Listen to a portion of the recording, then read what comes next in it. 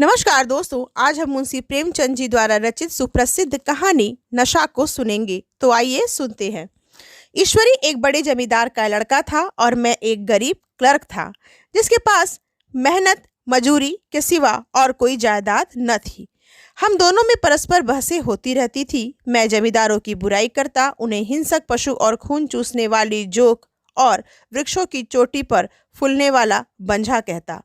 वह जमींदारों का पक्ष लेता, पर स्वभावतः उसका पहलू कुछ कमजोर होता था, क्योंकि उसके पास जमींदारों के अनुकूल कोई दलील न थी। यह कहना कि सभी मनुष्य बराबर नहीं होते, छोटे बड़े हमेशा होते रहते हैं और होते रहेंगे, लचर दलील थी। किसी मानुषीय या नैतिक नियम से इस व्यवस्था का औचित्य सिद्ध करना कठिन था। मैं इस वाद विवाद की गर्मा गर्मी में अक्सर तेज हो जाता और लगने वाली बातें कह जाता, लेकिन ईश्वरी हार कर भी मुस्कुराता रहता था। मैंने उसे कभी गर्म होते नहीं देखा। शायद इसका कारण यह था कि वह अपने पक्ष की कमजोरी समझता था। नौकरों से वह सीधे मुंह बात न करता था। अमीरों में जो एक बेदर्दी और उद्दंडता होती है, उसका उसे भी प्रचुर भाग मिला था। नौकर ने बिस्तर लगाने में जरा भी देर की, दूध जरूरत से ज्यादा गर्म या ठंडा हुआ, साइकिल अच्छी तरह साफ नहीं हुई तो वह आपे से बाहर हो जाता। सुस्ती बदतमीजी उसे जरा भी बर्दाश्त न थी, पर दोस्तों से और विशेषकर मुझसे उसका व्यवहार सौहार्द और नम्रता से भरा होता था। शायद उसकी जगह मैं होता तो मुझ में भी वही कठोरताएं पैदा हो जाती जो उसमें थी, क्योंकि मेरा लोक प्रेम सिद्धांतों पर नहीं, निजी दशाओं पर टिका हुआ था। लेकिन वह मेरी जगह भी शायद अमीर ही रहता, क्योंकि वह प्रकृति से ही विलासी और ऐश्वर्य प्रिय था। आपकी दशहरे की छुट्टियों में मैंने निश्चय किया कि घर न जाऊंगा। मेरे पास किराए के लिए रुपए न थे और न मैं घर वालों को तकलीफ देना चाहता था। मैं जानता हूँ वे मुझे जो कुछ देते हैं वह उनकी हैसियत से बहुत ज़्यादा है। इसके साथ ही परीक्षा का भी ख्याल था। अभी बहुत कुछ पढ़ना बाकी था और घर जाकर कौन पढ़ता है। बोर्डिंग हाउस में भूत की तरह अकेले पड़े रहने को भी जी न चाहता था। लेकिन जब ईश्वरी ने मुझे अपने घर चलने का न्योता दिया तो मैं बिना आग्रह के राजी हो गया। ईश्वरी के साथ परीक्षा की तैयारी खूब हो जाएगी। वह अमीर होकर भी मेहनती और जहीन है। उसने इसके साथ ही कहा, लेकिन भाई एक बात का ख्याल रखना, वहां अगर जमींदारों की निंदा की तो मामला बिगड़ जाएगा और मेरे घर वालों को बुरा लगेगा। वह लोग तो असामियों पर इसी दावे से शासन करते हैं कि ईश्वर ने असामियों को उनकी सेवा के लिए पैदा किया है। असामी भी यही समझता है। अगर उसे सुझा दिया जाए कि जमींदार और असामी में कोई मौलिक भेद नहीं है तो जमींदारों का कहीं पता न लगे। मैंने कहा, तो क्या तुम समझते हो कि मैं जाकर कुछ और हो जाऊंगा? हाँ, मैं तो यही समझता हूँ। तो तुम गलत समझते हो। ईश्वरी ने इसका कोई जवाब न दिया। कदाचित उसने इस मामले को मेरे विवेक पर छोड़ दिया और बहुत अच्छा किया। अगर वह अपनी बात पर अड़ता तो मैं भी जिद पकड़ लेता। सेकंड क्लास तो क्या, मैंने कभी इंटर क्लास में भी सफ़र न किया था। अब की सेकंड क्लास में सफ़र करने का सौभाग्य प्राप्त हुआ। गाड़ी तो 9 बजे रात को आती थी, पर यात्रा के हर्ष से हम शाम को ही स्टेशन पर जा पहुँचे। कुछ देर इधर उधर सैर करने के बाद रिफ्रेशमेंट रूम में आकर हम लोगों ने भोजन किया। मेरी वेशभूषा और रंग ढंग से पारखी खानसामों को यह पहचानने में देर न लगी कि मालिक कौन है और पिछलग्गू कौन। लेकिन न जाने मुझे उनकी गुस्ताखी बुरी लग रही थी। पैसे ईश्वरी के जेब से गए। शायद मेरे पिता को जो वेतन मिलता है उससे ज़्यादा इन खानसामों को इनाम इकराम में मिल जाता हो।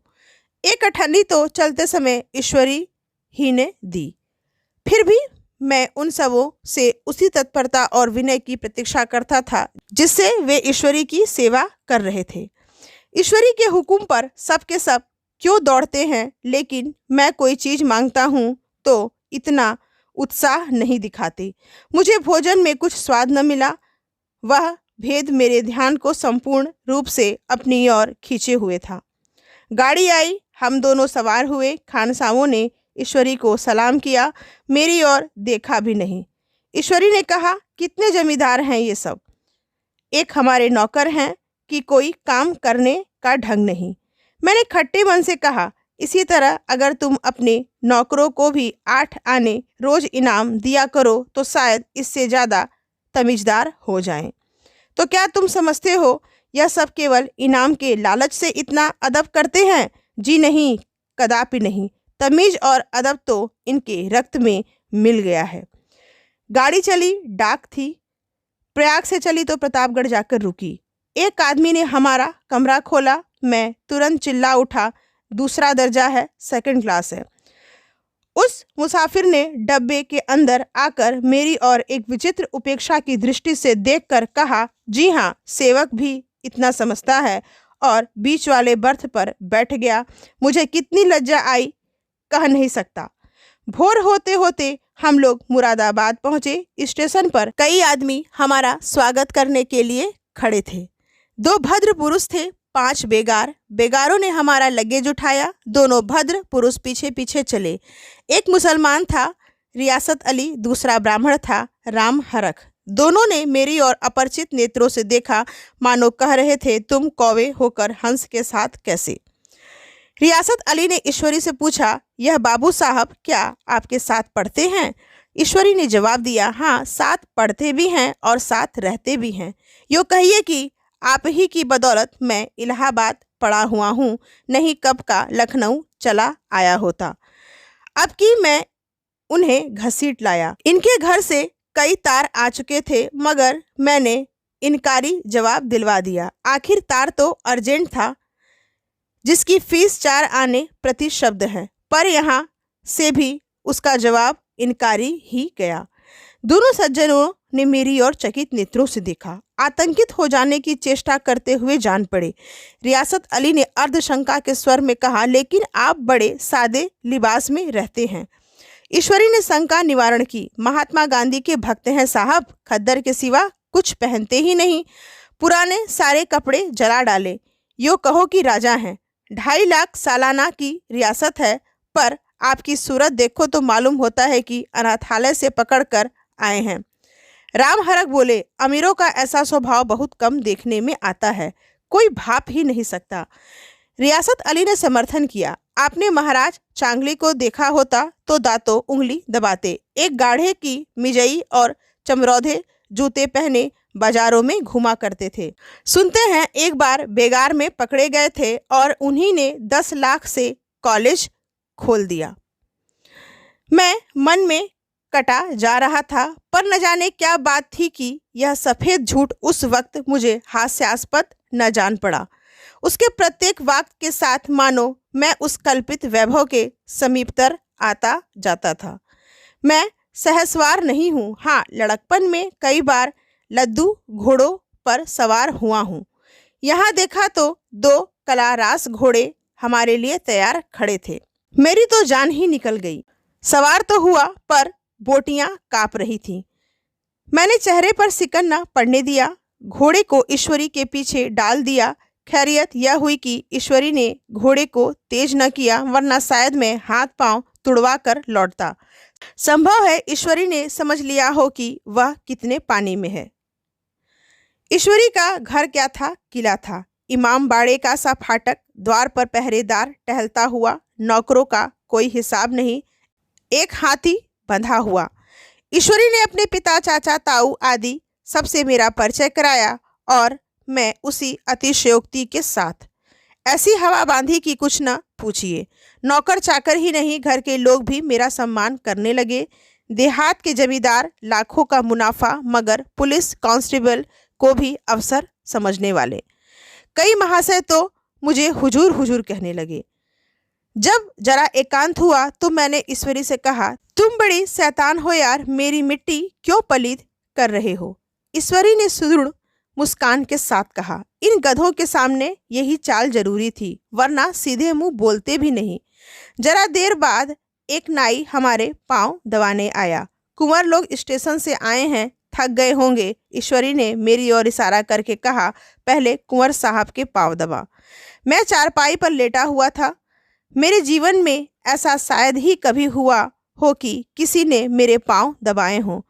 मैं इसे अमीरों के चोचले, रईसों का गधापन और बड़े आदमियों की मुठमर्दी और न जाने क्या क्या कहकर ईश्वरी का परिहास किया करता, और आज मैं पोतड़ों का रईस बनने का स्वांग भर रहा था।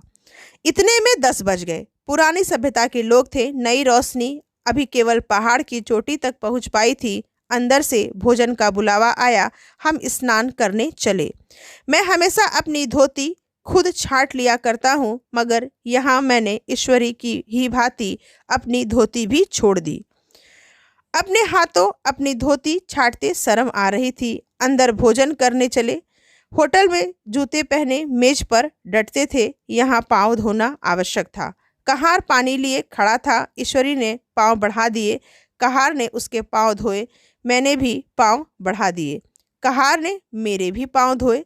मेरा वह विचार न जाने कहाँ चला गया था।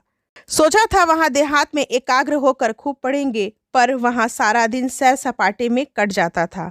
कहीं नदी में बजरे पर सैर कर रहे थे, कहीं मछलियां या चिड़ियों का शिकार खेल रहे थे, कहीं पहलवानों की कुश्ती देख रहे थे, कहीं शतरंज पर जमे थे। ईश्वरी खूब अंडे मंगवाता और कमरे में स्टोव पर आमलेट बनते। नौकरों का एक जत्था हमेशा घेरे रहता। अपने हाथ पांव को हिलाने की भी जरूरत नहीं, केवल एक जवान हिला देना काफी है। नहाने बैठे तो आदमी नहलाने को हाजिर, लेटे तो आदमी पंखा झलने को खड़े। मैं महात्मा गांधी का कुंवर चेला मशहूर था। भीतर से बाहर तक मेरी धाक थी। नाश्ते में जरा भी देर न होने पाए, कहीं कुंवर साहब नाराज न हो जाएं।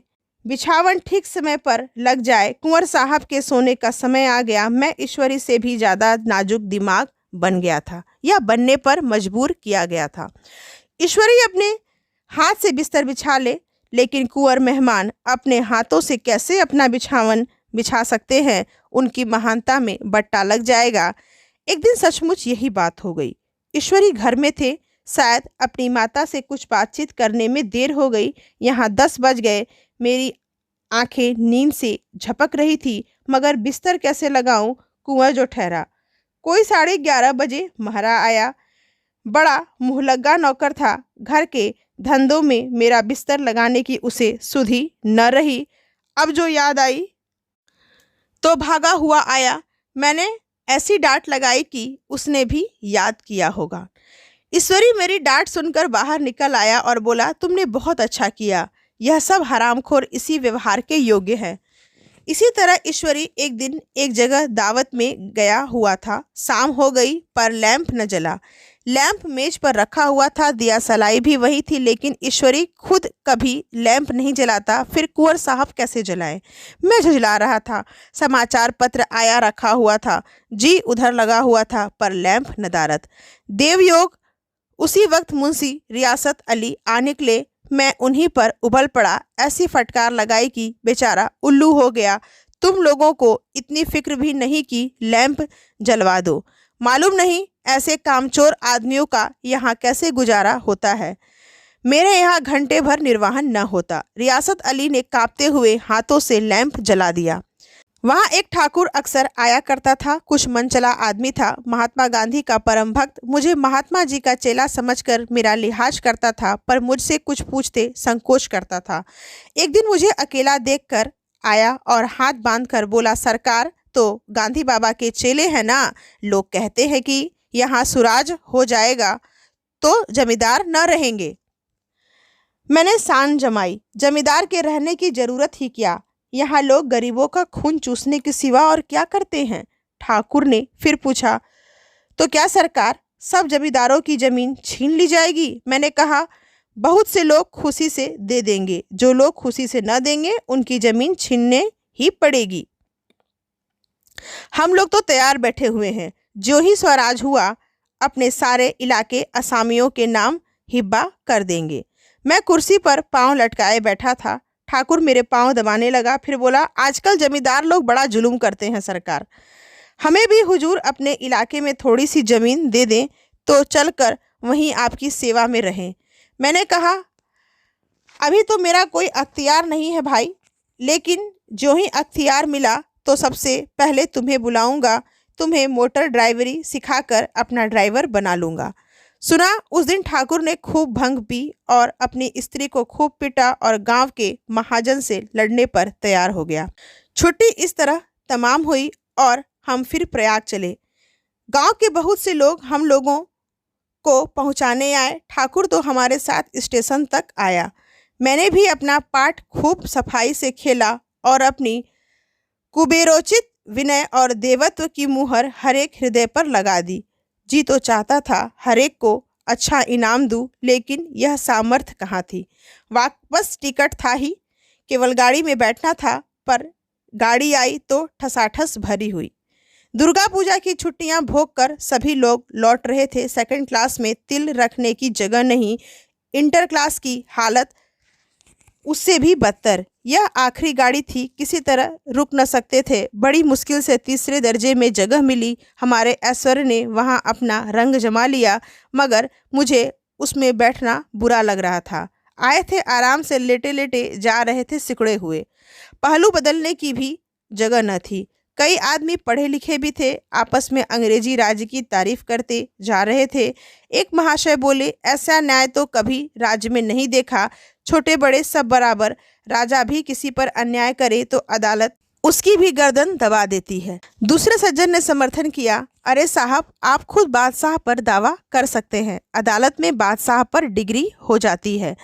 एक आदमी जिसकी पीठ पर बड़ा सा गट्ठर बंधा था, कलकत्ते जा रहा था। कहीं गठरी रखने की जगह न मिलती थी, पीठ पर बांधे हुए था। इससे बेचैन होकर बार बार द्वार पर खड़ा हो जाता था। मैं द्वार के पास ही बैठा हुआ था। उसका बार बार आकर मेरे मुंह को अपनी गठरी से रगड़ना मुझे बहुत बुरा लग रहा था।